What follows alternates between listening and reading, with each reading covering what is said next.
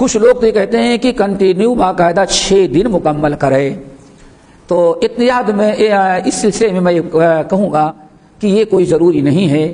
بعض اہل علم نے جیسے امام عبداللہ ابن مبارک رحمۃ اللہ علیہ وغیرہ ہیں، ان کا یہ خیال ہے چونکہ اللہ کے نبی علیہ السلام نے ارشاد فرمایا من صام رمضان ثم اتبعہ ستا من شوال، جس شخص نے ماہ رمضان کا روزہ رکھا پھر 6 روزے اس کے پیچھے رکھا.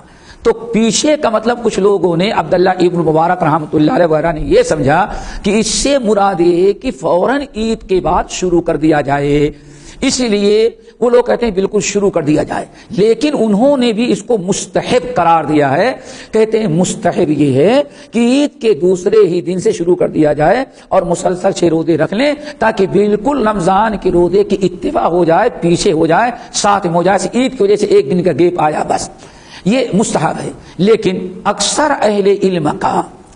اہل علم کا خیال یہ ہے اور اکثر علماء کا قول اور راجح قول یہی ہے کہ عید کے دوسرے دن سے ہی روزہ رکھنا شروع نہیں ہے.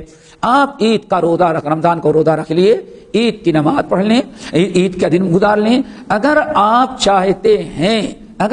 چاہتے ہیں تو عید کے دوسرے دن سے شروع کر لیں، اور اگر آپ نہیں چاہتے 2 دن 4 دن 5 دن 6 دن کھا پی کر کے پھر آپ مضبوط ہو جائیں، جب آپ کی مرضی ہو تب سے آپ روزہ رکھنا شروع کریں. میں نے کہا کہ اگر شوال کا مہینہ ختم ہونے کے پہلے کبھی بھی آپ رکھ سکتے ہیں، فوراً شروع کرنا ضروری نہیں ہے.